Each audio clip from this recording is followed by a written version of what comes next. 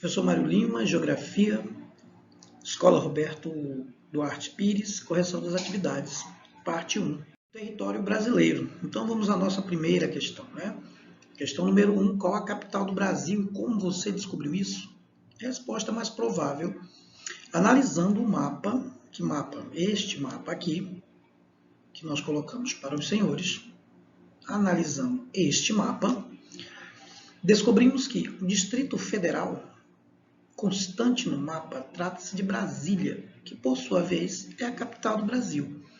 O Distrito Federal, nós vamos localizá-lo aqui, ó, no estado de Goiás, que está o Distrito Federal e, por sua vez, Brasília. Olha, vejam Brasília. Ok? Então, foi dessa forma que nós descobrimos que o Distrito Federal está localizado no coração do Brasil e o Distrito Federal é a capital do Brasil, que é Brasília. Tudo bem? Temos aí, então, uma imagem do Distrito Federal, da capital federal do Brasil. A imagem mais conhecida da nossa Brasília, da capital do nosso país, é justamente essa, onde está o Congresso Nacional. Veja, o Congresso Nacional é o órgão constitucional que exerce no âmbito federal as funções do Poder Legislativo. Quando diz que exerce no âmbito federal, quer dizer que ele exerce poder constitucional sobre todas as unidades federativas do Brasil, isto é, sobre os 26 estados do Estado brasileiro, do país, tá bom? Aí nós vamos para a nossa questãozinha número 2. A nossa questão número 2, qual é o nome da unidade federativa onde você vive, meu querido aluno e minha querida aluna, onde você e eu vivemos? Qual é o nome, então, dessa unidade federativa onde nós vivemos? A unidade federativa onde nós vivemos é Rondônia, o estado de Rondônia. Colocamos um mapa aqui para facilitar o seu entendimento. Este é o mapa que representa a unidade federativa, isto é, o estado de Rondônia, com sua lindíssima capital, a nossa querida Porto Velho, e seus 52 municípios. Temos aqui também a nossa bandeira, a bandeira do estado de Rondônia, que é o estado onde nós moramos, e aqui também nós temos algumas imagens da nossa capital, imagens conhecidas por todos aqueles que são daqui e que moram aqui, né? Temos aqui a nossa área de lazer ali na Jorge Teixeira, né? Onde nós fazemos as nossas caminhadas. Temos aqui um ponto histórico, que são os galpões da Estrada de Ferro Madeira Mamoré, e aqui o nosso lindíssimo Rio Madeira. Então, resposta número 2, a unidade federativa onde você vive, querido aluno, e onde você vive, querida aluna, e onde vive eu e onde vivemos nós, é o estado de Rondônia, cuja capital é Porto Velho. Passamos agora para o nosso segundo tema. No nosso segundo tema, os primeiros habitantes do território brasileiro. Esse é o nosso segundo tema. E a nossa primeira pergunta é: quantos habitantes o Brasil tinha na época da chegada dos portugueses?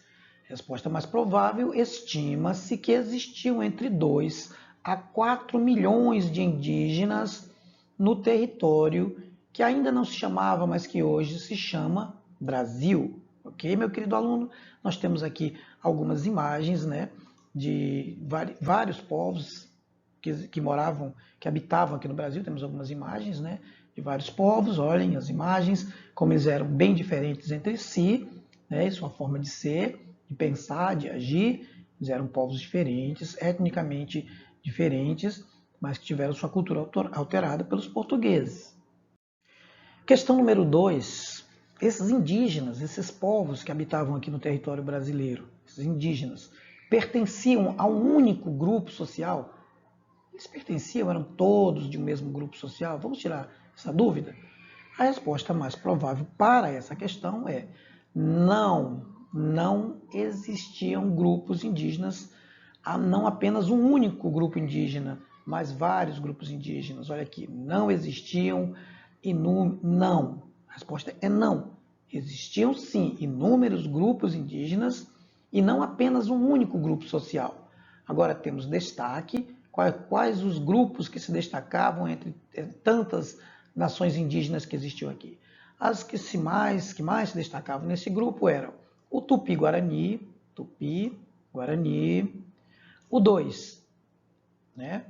O G, o 3, o Aruaque, o 4, o Caribe, o 5, os Tucanos e o 6, o Charrua. Esses eram os grupos que se destacavam, os que tinham maior quantidade de membros, né? Os que se destacavam por suas ações, os que destacavam por sua resistência ao colonizador. Então essas foram as 6 nações indígenas que mais se destacaram nessa questão. Nossa questão número 3. Mas o que aconteceu? O que aconteceu com esses povos indígenas no decorrer de todo esse tempo, isto é, de 1500, quando da chegada dos portugueses aqui, até o período atual? O que aconteceu com esses povos? Vamos ver então a questão?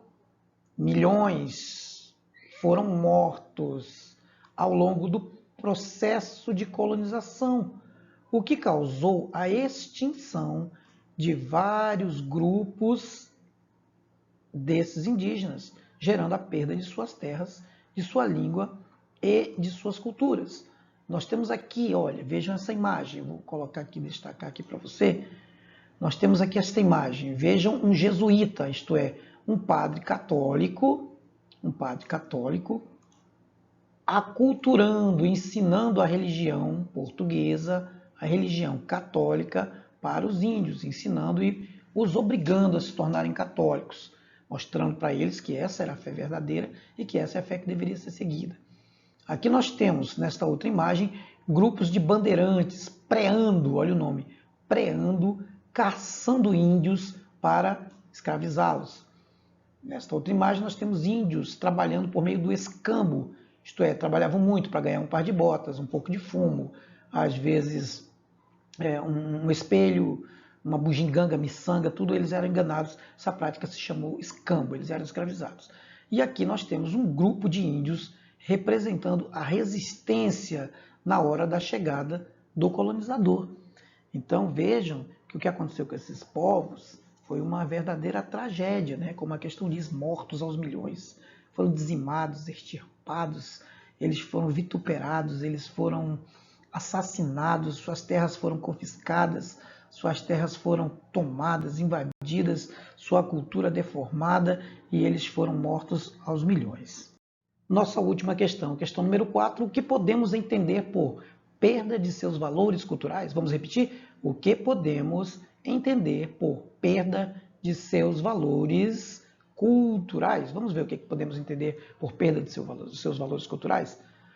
Podemos entender que sua cultura, sua religião, sua língua, seu modo de viver, de ser e de pensar foram submetidos compulsoriamente ao colonizador europeu.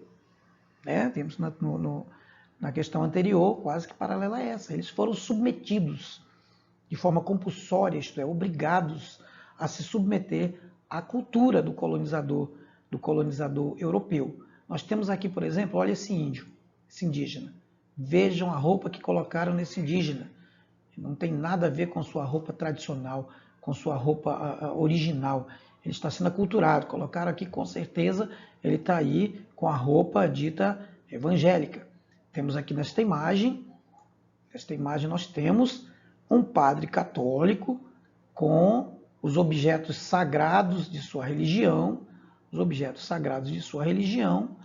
levando os índios para a aculturação religiosa. E temos nesta outra imagem aqui um cartaz de protesto indígena que foi colocado em Brasília, onde os povos indígenas dizem não à evangelização de índios. Os índios entendem que eles têm sua religião, depois de todos esses séculos, os índios agora entendem que têm sua religião e sua cultura deve ser preservada. Cada um deve ter sua religião, cada um deve ter liberdade religiosa. Você pode até mudar de religião para uma outra religião, mas se isso for do seu agrado, não de forma compulsória, obrigado. tá? Eles não querem ser evangelizados. Eles entendem que não precisam ser evangelizados. Temos aqui outro cartaz também de uma manifestação em Brasília. Olha o nome do cartaz.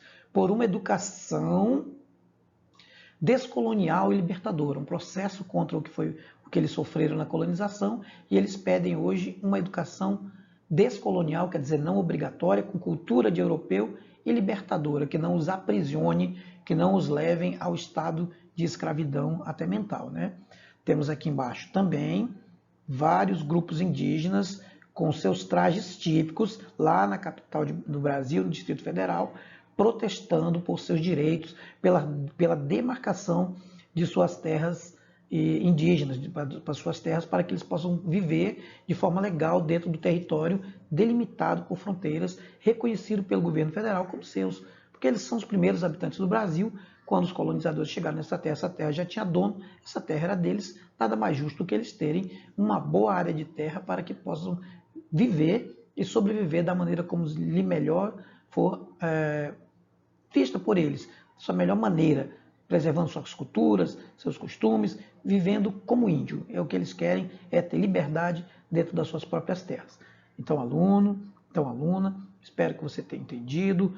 Vamos encerrando por aqui este assunto e na próxima aula temos um assunto novo. Qualquer coisa você pode assistir o vídeo novamente, você pode estar revendo, você pode estar aprendendo e vai também acompanhando em PDF as questões com suas devidas respostas para a sua correção e o seu aprendizado, tá bom? Então até mais.